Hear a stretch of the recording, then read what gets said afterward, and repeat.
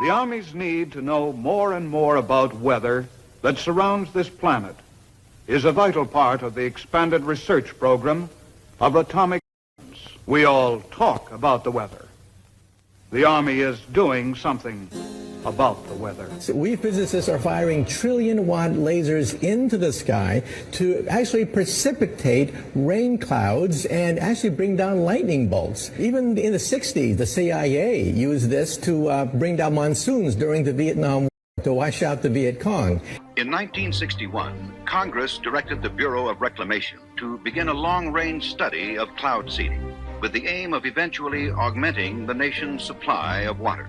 The program, called Project Skywater, continues at many sites throughout the United States. Cloud seeding is booming. They anticipate at least another 200 ground cloud seeding machines to be put in before next season. We've been doing this since the 1940s and 50s. Other countries do it. This is no coincidence whatsoever. They're doing this on purpose, and they do it often. But right now, I want you to focus on this big gap in between these two systems right now, the one that's coming in from the west and then the system we've just been dealing with. Take a look at this gap right in the middle of both of them. We have a counterclockwise spin effect going here, but at the same time, we have a clockwise situation going on right here. Watch this gap that is forming or has been formed in between system 1 and system 2, this clear line right here. I want you to notice the counterclockwise spin here and then the clockwise momentum here. I'll go back and we'll look at it together. You can see them spinning in different directions with the gap right down the middle. Now this gap is here because they are creating this gap, and I'm going to show you exactly when it starts. Right about here, you start seeing a static buildup. We also saw a significant radar beam right there. There is nothing natural about this beam. It has a cause and effect. And then as we move forward, you're going to see the entire area here become all staticky. Each radar tower from Texas through Oklahoma all the way up to the Dakota is going off at this point in time, creating a force field right in the middle of these two systems, one here and one here. All this little staticky looking stuff on the radar, that means all of these NEXRAD towers are being triggered at the same time. And now when we go back to this chart, it's going to be a lot easier to see what's going on here. So they want to separate these two systems, this one here and this one here, because if these two were to interact with each other, it would take away from the momentum that this storm is going to build up and then run across Texas in a counterclockwise motion after it fixes itself. Right now, it's in a clockwise momentum, and once this storm passes out this way, you're going to see this thing begin to spin in a counterclockwise direction, and it's going to start pulling up that moisture through Texas and Louisiana. And wait till you see, as we go through the days, we're at the 26th now. Here is the 27th, and look how this thing extends out. It's almost got fingers. These are the frequency waves I've been talking about. These are not physical waves in the respect that we see on this chart, 50 to 62 waves. There's nothing physical about this. This is a frequency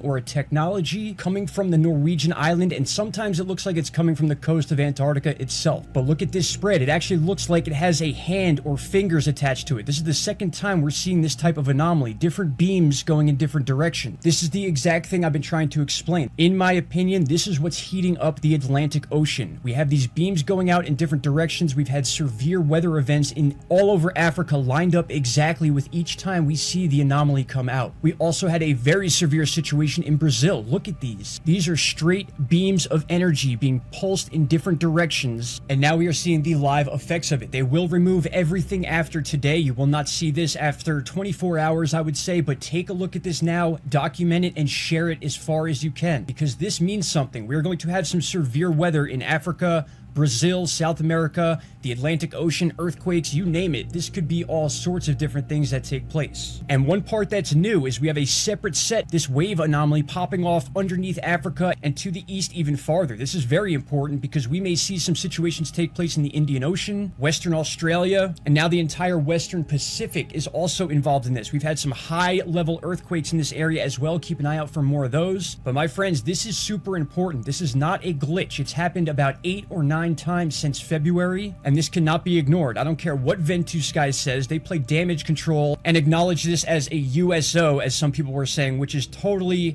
gaslighting my theory about this.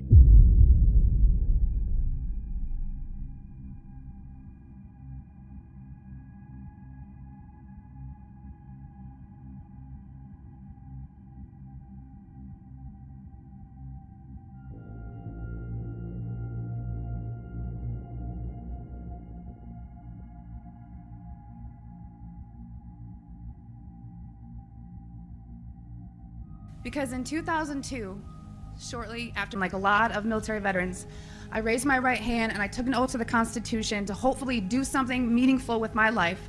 19 years old, unsure what I wanted to do. So I enlisted in the U.S. Air Force.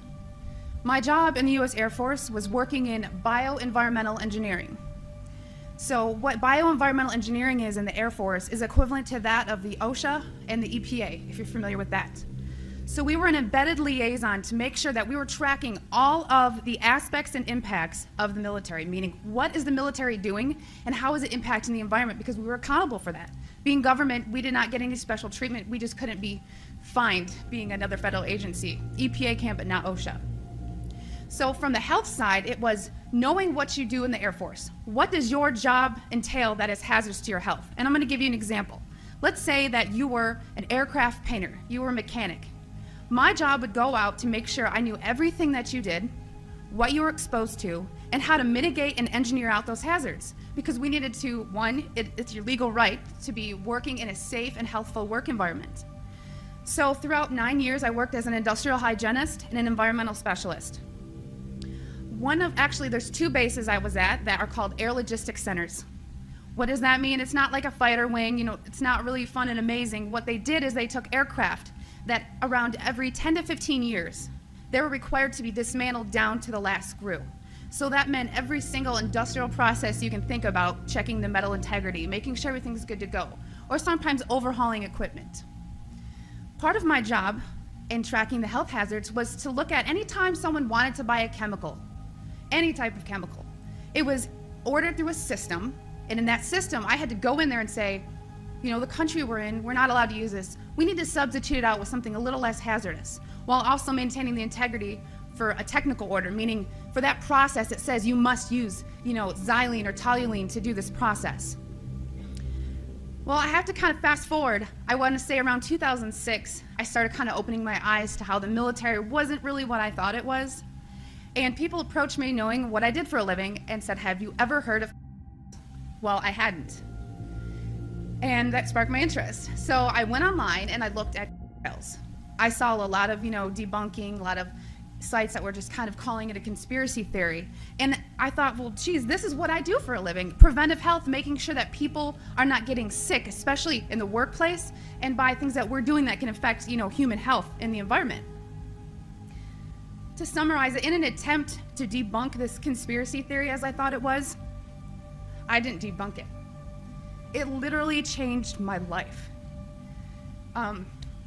Like I said, this is hard for me because it's not easy standing here and telling my story.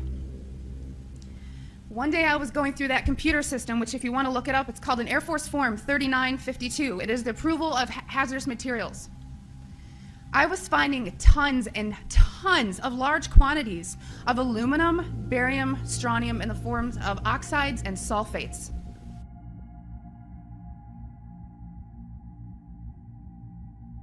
Was able to take a number of flights where we could sample through these condensation trails or these confluent layers that had been laid out earlier in the day.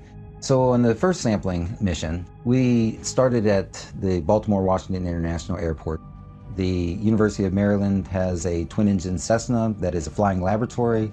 It has a sampling nozzle at the front of the plane that collects air samples prior to any contact with the plane or the engines or anything behind.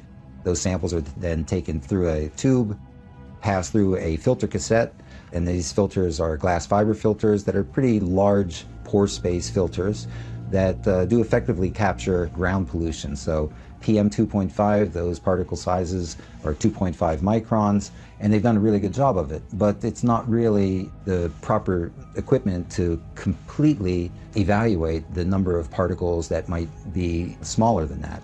And we're talking 10 to 100 times smaller than the PM 2.5 particles. But those do capture some of them. And we flew in an air-controlled zone and basically flew big circles trying to get to altitude, but the control towers wouldn't actually allow us to reach the altitude that we needed. They basically want you to pass through that zone. The second flight that we conducted was flown from BWI to Albany International Airport. All right, we're just in pre-flight here. This morning, we observed emissions from several planes, several high-altitude planes, flying between 25 and some up to 40,000 feet. and the trails that were left behind these planes spread out into a confluent layer, and the low angle of the sun in the morning allowed for us to observe the polarizing effects of those particles using simple polarizing lenses. We could see these obvious patterns that were being laid out in the sky. We were really thankful for the opportunity to be able to get up to altitude that we could observe these materials and sample that cloud layer. Our intention was to do a point-to-point sampling mission where we could actually reach altitudes, approaching 20,000 feet. Unfortunately, on our flight from BWI to Albany, the layer that we observed was at 27,000 feet, and I think we made it to about 23,000 feet, perhaps, and so we were below that confluent layer that we observed. We landed, had lunch, they refueled the plane. We have two blanks of control samples. One was taken prior to the flight, one was taken after the flight. So we should have, again, two blank samples and actually three samples, one on ascent, one at level flight, and then slight ascent from 17,000 to 21,000, and then change the filter and took another sample, a third sample, as we descended. And then on the return mission, though, we noticed that that cloud layer had descended from 25 or 27,000 feet to about 17,000 feet. So we could easily reach through that, and we sampled below the cloud layer, and I'm saying cloud, I mean an induced cloud layer. We sampled through that confluent layer and above it.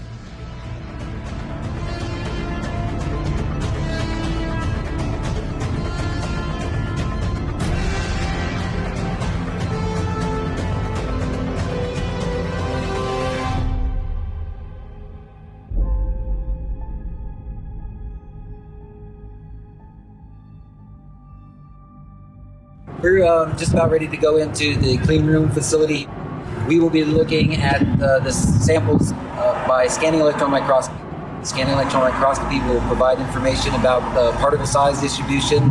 We will be able to get some elemental analysis. What really this technique is for is to prioritize our samples for downstream, more advanced imaging, more high resolution imaging, especially by transmission electron microscopy.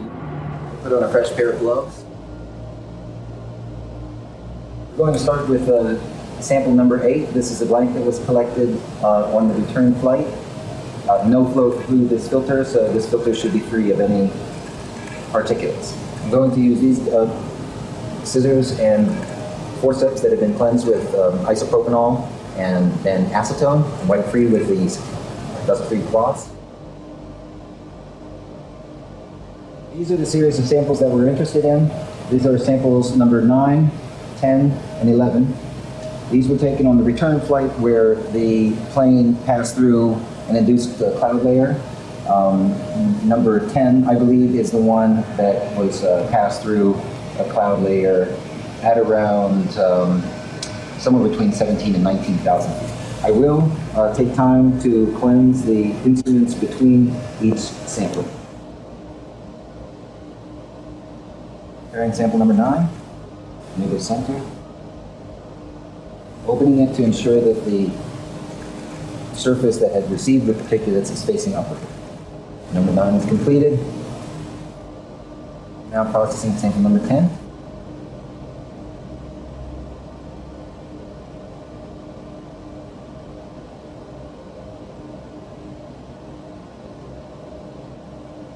One additional sample. This blank sample was taken after the plane landed, and 3 of the samples containing actual airflow particulates had been collected. So we have one prior to the mission and one at the conclusion of the mission. Prior to imaging, these samples are coated with a thin layer of platinum. Platinum helps to take the excess charge or electrons and drain them off to the snub. And now we'll do the samples where we pass through the cloud layer.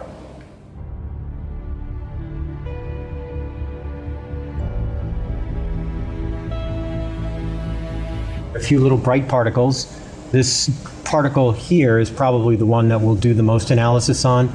So the general image that we're seeing now are the glass fibers from the glass fiber filter itself, and the bright particles or bright areas that we see are areas operating in the so-called backscatter mode of this microscope, collects electrons that are backscattered, especially from metal center compounds. But you can clearly see the lighter and darker contrasted areas there, suggesting that it's an aggregate. Mm-hmm.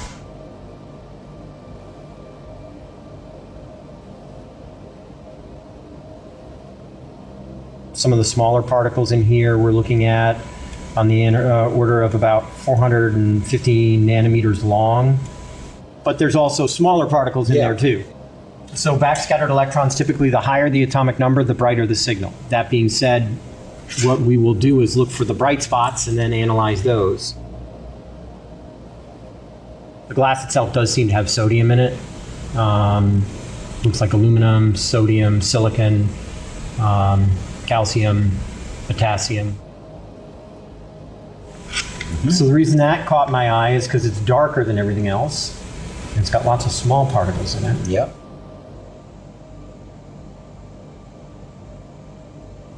And this gives us a lot of information. Again, it identifies which filters have qualitatively more materials, just, basically we see more material on it. It also gives us information about size of particles and potential for aggregates that we might be dealing with in the samples. Barium sulfide again? So barium sulfide is interesting. What he's doing now is just getting a high resolution image of it to see if this is indeed a single particle or if there's any evidence that there's an aggregate of smaller particles.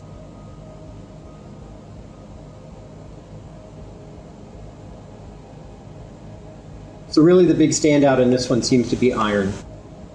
In this field we have one there, 2, 3, 4. Yeah. And I did analysis on all of them. They all seem to be pretty similar in composition. Yeah. Well, this is definitely made up of much smaller particles. Yeah. So this may be a clump of what you're looking for. We just analyzed 3 different areas. This particle seems to be high in aluminum. It's a large flake though. And this has some silver too. Yeah, in terms of now the aluminum signatures that we're getting from the glass fibers themselves, this is much bigger. Much bigger. So look at that. Yeah, that's the aluminum. It's easily 3x the silicon. Yep. And I think the silicon and aluminum are pretty similar in the glass. So here, if you look at just the glass fiber, silicon is significantly taller than aluminum. So that particle there is mostly aluminum. Yeah. So measuring this one right here, this is below 70 nanometers. Right. Good. In the precipitation samples that we've seen in the past, the aluminum oxide particles that we've been seeing are of the order of 40 to 60 nanometers. So that's consistent with the size that we've seen from precipitation events. Again, these samples were collected directly from the air.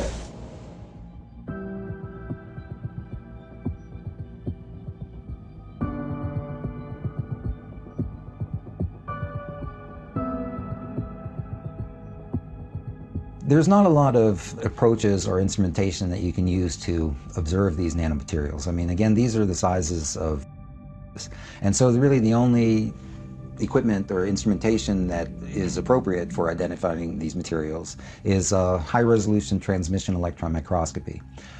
This allows us not only to determine the size of the particles, we can also determine the composition using a technique called elemental dispersive spectroscopy. It's done within this large microscope.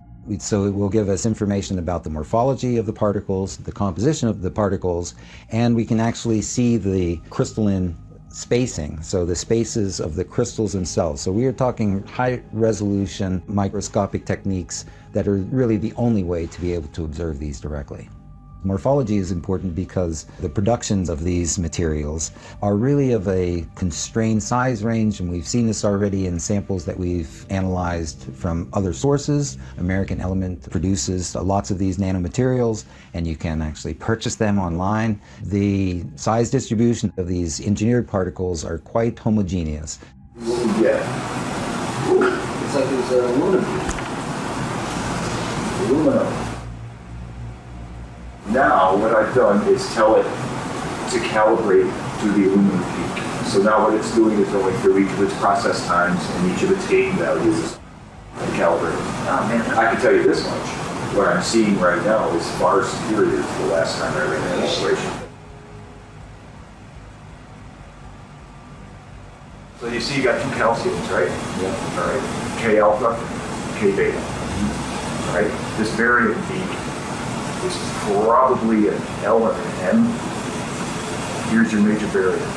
Yeah, and then you have the other confirmed. Yeah. Correct. Variant is a triple quadruple. It's definitely yeah. Oh yeah. The significance of the results is that, to my knowledge, this is the first evidence of nanomaterials collected directly from the emissions of aircrafts. This is the first time that this has been reported or acknowledged. So we conducted the analyses of these nanomaterials and conclusively confirmed that there were aluminum oxide, barium sulfate nanoparticles in the samples that we took on the East Coast on that second flight. For my mind, that would be sufficient, but I'm also was quite interested in, well, what's going on the West Coast? Are these similar types of results can be collected in various regions? I was really thankful to be part of a third sampling mission. We flew from near San Diego up to the Bay Area and back on one of these days where, again, there was clear evidence of patterned skies being induced by the emissions of aircrafts. In this sampling mission, there was a couple of different things. One is that we used a Learjet. It's a pressurized cabin, for one thing. We can get to higher altitudes. It's much quicker. And we used instrumentation that was appropriate for smaller particulates. We had instruments to monitor the air quality in real time. We had 2 particle meters on board, one that measured PM 2.5, so that would be relatively large particles that we're normally concerned about, these respirable particles that get into our lungs. But we also had on board a particle meter that went down to 20 nanometers. So that meter, combined with the larger particle meter, gave us a full assessment of materials ranging from 20 nanometers up to 2.5 microns. Our filters that we use were 0.1 micron, so that's 100 nanometer pore size. That would capture many more of the nanomaterials that were being released. What we're breathing in pressurized cabins is actually air from the outside. It's being taken in front of the engines. Some of the airstream goes into the engine to feed the combustion process, and then bleed air then off of that is taken directly from the outside, pressurized, and then is used to pressurize the cabin. And we could sample it right from the vents. So we had a sampling wand that we could hold up to the vent, and the sampling wand was sampling for the ultrafine particles. We sampled through one of these confluent layers, and as we passed through that layer, the larger particle meter basically read just ambient air within the cabin. With regard to the nanoparticle meter, there was clear evidence that there were smaller particles at significant numbers present within that layer. And that is significant. I mean, this is not only just the number of particles that we observed, but also that they were confined to that smaller size range. Above the layer, again, the air quality was quite good. Below the layer, air quality was quite good with regard to the smaller nanoparticle meters. But within that layer, there was clear evidence that there were smaller particles at significant numbers present within that layer.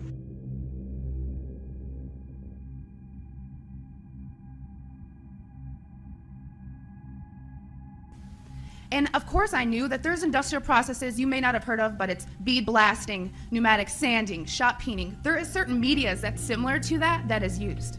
However, I had already accounted for that. I would sit and look at this computer system and say, this shop wants to order this paint. I'm gonna tie it to a task. We had to know what was being used, why it was being used, tracking it cradle to grave, and how we were gonna dispose of it to be compliant with OSHA and the EPA. One of the legal requirements in approving these is looking at what used to be called the material safety data sheet. On that sheet, it's going to list the manufacturer. It's going to list some maybe required personal protective equipment that needs to be used or some ways to mitigate the exposures. These electronic MSDSs did not have a manufacturer name. They were very vague. They almost looked to me like somebody had made it and scanned it into the system. So I asked the question, what is this being used for? I never got an answer, so I didn't approve it. And it sat there. And then the heat came down. Why aren't you? Are you behind on your 3952s? Only a select few of us did that. So I started asking questions. And at that point, my demonization began. You know, I made my rank. I was decorated. I was a non-commissioned officer of the quarter. I won lots of awards. I had no reason for anyone to attempt to demonize me. So then I get moved over to the other Air Logistics Center. There's only 2 in the Air Force, which is in Warner Robins, Georgia. This kind of carried with me, and I thought, you know what? Should I revisit this? Is it worth it? Did I hit something? Maybe it's need to know. I started finding the same things at Robins Air Force Base. I was now doing some more investigation work. Part of what I did was to use a high volume air sampler to air sample up to, I'd say, a football field in about 10 minutes. I also conducted soil sampling because I thought, you know, if this is real and they are spraying this, it's gonna get to the ground. So I conducted air sampling, I conducted soil sampling, and I was getting high levels of these contaminants.